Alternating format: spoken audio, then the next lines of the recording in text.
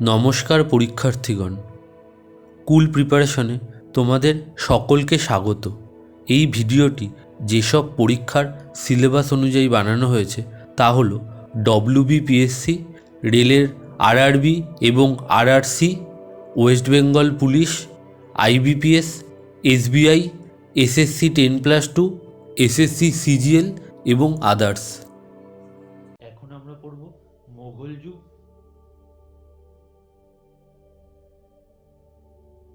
মঙ্গ শব্দ থেকে মঙ্গল শব্দটির উৎপত্তি, এর অর্থ নির্ভীক। আবার মঙ্গল শব্দটি থেকে মোগল বা মুঘল শব্দটির উৎপত্তি। উত্তর পশ্চিমে কাবুল, উত্তরে কাশ্মীর, পশ্চিমে মুলতান, আজমির এবং গুজরাট, দক্ষিণে মালওয়া, বেরার এবং উড়িষ্যা ও পূর্বে বাংলা ছিল মোগল সাম্রাজ্যের বিস্তৃতি। সপ্তদশ শতকে উত্তরে কাবুল, কান্দাহার ও পেশোয়ার পর্যন্ত বিস্তৃত হয়ে দক্ষিণে কাবেরী পর্যন্ত প্রসারিত হয়েছিল। গুরুত্বপূর্ণ শাসকগণ বা ইম্পর্ট্যান্ট রুলার্স: বাবর 1526 থেকে 1530 খ্রিস্টাব্দ। মোগল সাম্রাজ্যের প্রতিষ্ঠাতা ছিলেন বাবর। 1526 খ্রিস্টাব্দে পানিপথে ইব্রাহিম লোদিকে পরাজিত করে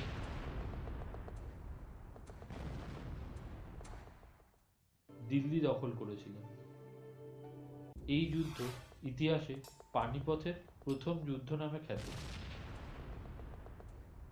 বাবর দিল্লি দখলের পর রাজপুতদের বিরুদ্ধে অগ্রসর হন।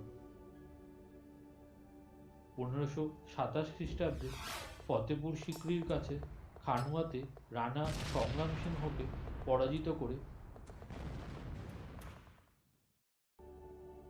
আগ্রা দখল করেছিলেন। এরপর পাটনার কাছে ঘরঘরা নদীর তীরে আফগানদের সাথে প্রচণ্ড যুদ্ধ হয়েছিল এবং আফগানরা এই যুদ্ধে পরাজিত হয়েছিল। এইভাবে সমগ্র ভারতের তিনি সম্রাট হয়েছিলেন। তিনি তার আত্মজীবনী তুজুকি-ই-বাবরিতে ভারতবর্ষের সাম্রাজ্যের সুন্দর ব্যাখ্যা করেছেন। তিনি 1530 খ্রিস্টাব্দে মারা যান। হুমায়ুন: বাবরের মৃত্যুর পর তার পুত্র হুমায়ুন 1530 খ্রিস্টাব্দে সিংহাসনে বসেছিলেন। সিংহাসনে বসেই হুমায়ুনকে দুই প্রবল প্রতিদ্বন্দ্বীর সম্মুখীন হতে হয়েছিল, যথা পূর্ব ভারতে শের খাঁর নেতৃত্বে আফগানরা ও গুজরাটের বাহাদুর শাহ।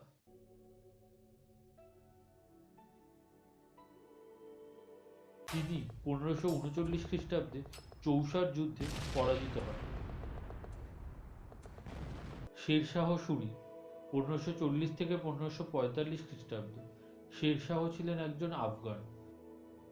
তিনি 1540 খ্রিস্টাব্দে হুমায়ুনকে পরাজিত করে 1540 থেকে 1545 খ্রিস্টাব্দ পর্যন্ত কার্য চালিয়েছিলেন। তার 5 বছর সময়কালে তিনি একটি সুন্দর প্রশাসন, ভূমি রাজস্ব ব্যবস্থা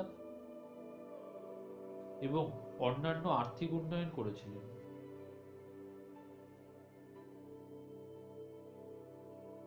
তিনি টাকার মুদ্রা ব্যবস্থা প্রচলন করেছিলেন। দাম নামে এক নতুন রূপার মুদ্রার প্রচলন করেছিলেন। শেরশাহের রাজস্ব সংস্কার বিশেষ উল্লেখযোগ্য। তিনি কবুলিয়ত ও পাট্টা প্রথার প্রবর্তন করেছিলেন। তিনি পেশোয়ার থেকে কলকাতা পর্যন্ত গ্র্যান্ড ট্রাঙ্ক রোড বা জিটি রোড নির্মাণ করে যোগাযোগ ব্যবস্থার উন্নতি ঘটিয়েছিলেন।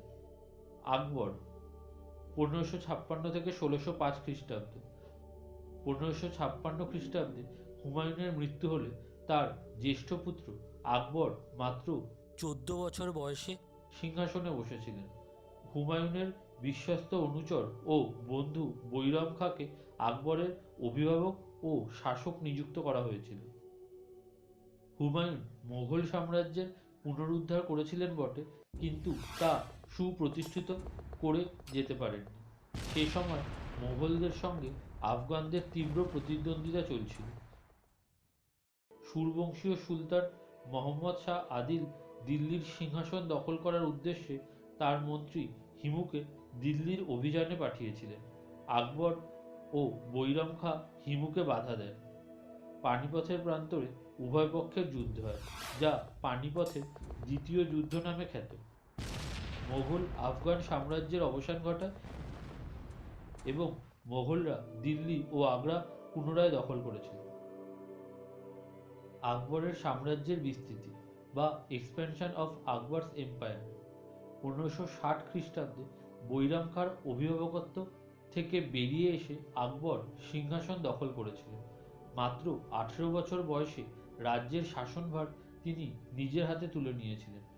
তিনি গোয়ালিয়র, আজমির, জৌনপুর প্রভৃতি নগর ও দুর্গগুলি সাম্রাজ্য বিস্তারের জন্য দখল করেছিলেন। আকবর 1572 থেকে 1573 খ্রিস্টাব্দের মধ্যে গুজরাট, 1574 থেকে 76 খ্রিস্টাব্দের মধ্যে বাংলা, 1586 খ্রিস্টাব্দে কাশ্মীর, 1591 খ্রিস্টাব্দে সিন্ধু, 1592 খ্রিস্টাব্দে উড়িষ্যা এবং 1595 খ্রিস্টাব্দে আফগানিস্তানের কান্দাহার দখল করেছিলেন। আকবর যে কোনো প্রকারে রাজপুতদের রাজ্য জয় করার চেষ্টা করেছিলেন। মেবারের রাজা রানা প্রতাপ সিংহ এবং তার পুত্র অমর সিংহ ছাড়া অধিকাংশ রাজপুত রাজা আকবরের বশ্যতা স্বীকার করেছিল। 1576 খ্রিস্টাব্দে 18 জুন হলদিঘাটের প্রান্তরে রানা প্রতাপের সঙ্গে মোগলদের এক প্রচণ্ড যুদ্ধ হয়েছিল।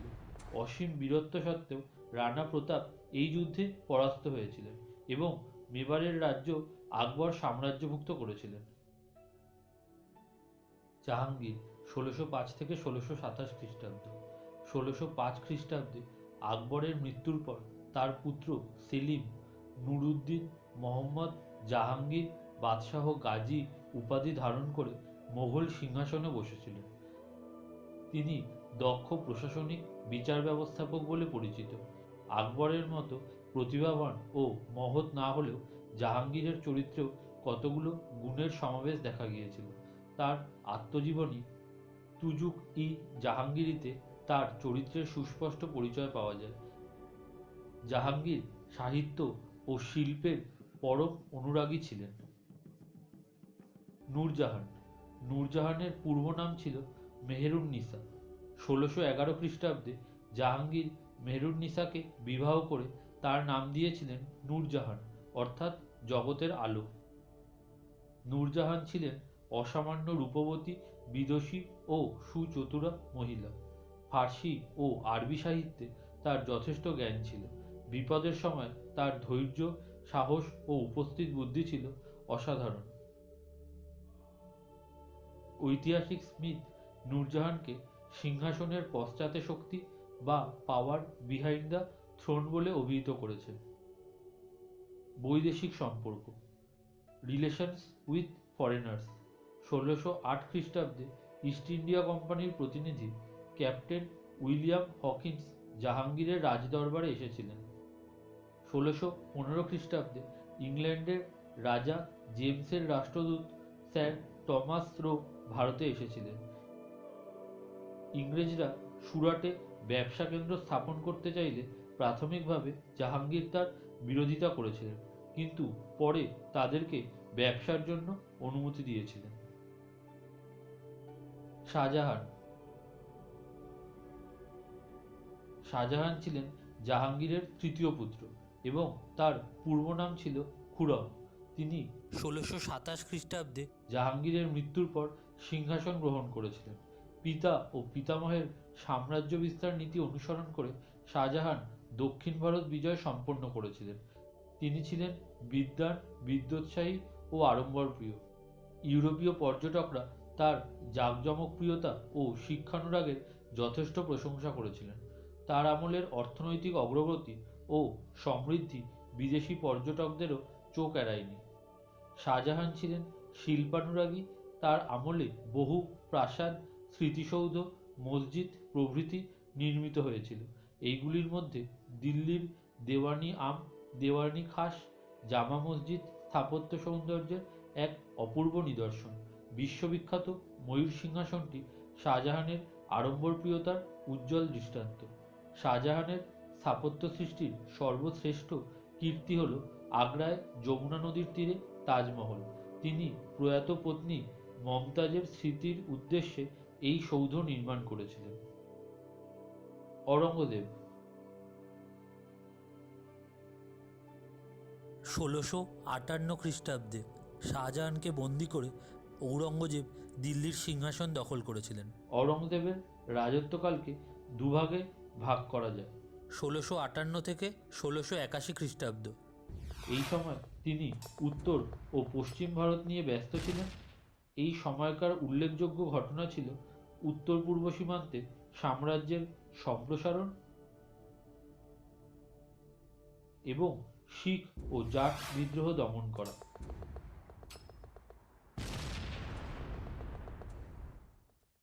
১৬৮২ থেকে ১৭০৭ খ্রিস্টাব্দ। এই সময় তিনি দক্ষিণ ভারতের শিয়া রাজ্য ও মারাঠাদের নিয়ে বিব্রত ছিলেন। একটানা ৫০ বছর রাজত্ব করার পর ১৭০৭ খ্রিস্টাব্দে আহম্মদনগরে শেষ নিঃশ্বাস ত্যাগ করেছিলেন। অরঙ্গজেবের শাসনকালে শিখ বিদ্রোহ চরম আকার ধারণ করেছিল। তিনি শিখদের নবম গুরু তেগ বাহাদুরকে বন্দী করে হত্যা করেছিলেন। গুরু তেগ বাহাদুরের পুত্র গুরু গোবিন্দ সিং তার অনুগামীদের সংগঠিত করে খালসা নামে একটি বাহিনী তৈরি করেছিলেন। ১৭০৮ খ্রিস্টাব্দে আফগানরা গুরু গোবিন্দ সিংকে হত্যা করেছিলেন। শিবাজি ১৬২৭ থেকে ১৬৮০ খ্রিস্টাব্দ। শিবাজি ছিলেন সবথেকে শক্তিশালী মারাঠা রাজা এবং ঔরঙ্গজেবের তীব্র শত্রু। ১৬২৭ খ্রিস্টাব্দে এক পার্বত্য দুর্গে শিবাজির জন্ম হয়। বাল্যকাল থেকেই মহারাষ্ট্র দেশ সম্পর্কে এবং স্থানীয় পার্বত্য মাওয়ালি জনগোষ্ঠীর সঙ্গে শিবাজির ঘনিষ্ঠ পরিচয় ঘটেছিল। এই মাওয়ালিদের নিয়েই তিনি সর্বপ্রথম বিশ্বস্ত এক সেনাবাহিনী গড়ে তুলেছিলেন। তিনি যে কেবল একজন সমরকুশলী সেনাপতি ছিলেন তাই নয়, তিনি ছিলেন প্রতিভাবান সংগঠক ও শাসক। তিনি তার রাজ্যের সমস্ত ক্ষমতার একচ্ছত্র অধিকারী হলেও অষ্টপ্রধান নামে পরিচিত ৮ জন মন্ত্রীর সাহায্যে শিবাজি প্রশাসন পরিচালনা করতেন। সামরিক সংগঠনেও শিবাজির প্রতিভার পরিচয় পাওয়া গিয়েছিল। মারাঠাদের মধ্যে শিবাজি সর্বপ্রথম বেতনভুক্ত স্থায়ী সেনাবাহিনী গঠন করেছিলেন। মোগল সাম্রাজ্যের পতনের কারণ, decline of the Mughal empire. ঔরঙ্গজেবের মৃত্যুর পর মোগল সাম্রাজ্যের দ্রুত পতন ঘটেছিল। এর প্রধান কারণগুলি ছিল ঔরঙ্গজেবের রাজপুত দাক্ষিণাত্য ও ধর্মীয় নীতি, কৃষিক্ষেত্রে উৎপাদন, ব্যবসা ও বাণিজ্যের অচলাবস্থা, শাসক শ্রেণীর ক্রমাগত চাহিদা বৃদ্ধি এবং জায়গির থেকে প্রচুর পরিমাণে অর্থ আদায় কৃষক শ্রেণী ও জমিদারদের মধ্যে অসন্তোষের সৃষ্টি করেছিল। সর্বশেষে ১৭৩৯ খ্রিস্টাব্দে নাদির শাহের ভারত আক্রমণ মোগল সাম্রাজ্যের পতনের পথ প্রসারিত করেছিল। নাদির শাহের ভারত আক্রমণ, ইনভেশন অফ নাদির শাহ। ১৭৩৯ খ্রিস্টাব্দে মোহাম্মদ শাহের রাজত্বকালে পার্সিয়ান রাজা নাদির শাহ ভারত আক্রমণ করেছিলেন। মূলত নাদির শাহের ভারত আক্রমণ মোগল সাম্রাজ্যকে ধ্বংস করেছিল। এর ফলে দাক্ষিণাত্যে মারাঠারা শক্তিশালী হয়ে উঠেছিল। ১৭৬৪ খ্রিস্টাব্দে বক্সারের যুদ্ধে পরাজয়ের ফলে মোগল সাম্রাজ্য পতন সুনিশ্চিত হয়েছিল। ভিডিওটি ভালো লাগলে ভিডিওটি লাইক করো, তারপর শেয়ার করো তোমার 10 জন পরিচিতর সাথে, যারা এই ভিডিওটি দেখে উপকৃত হবে। এরপর চ্যানেলটি সাবস্ক্রাইব করো এবং বেল আইকনটি প্রেস করো নতুন ভিডিও আপডেটের জন্য। আর নিচে কমেন্ট বক্সে জানাও ভিডিওর কোন অ্যানিমেশন পোর্শন তোমার ভালো লেগেছে। সেই অনুযায়ী আমরা আরও ভালো করে অ্যানিমেশন ভিডিও বানানোর চেষ্টা করব। এরপর অন্যান্য ভিডিও দেখার জন্য চ্যানেলটিতে প্রবেশ করো। তারপর ভিডিও সেকশন থেকে তোমার পছন্দ মতো অন্যান্য ভিডিও দেখতে পারো। ধন্যবাদ।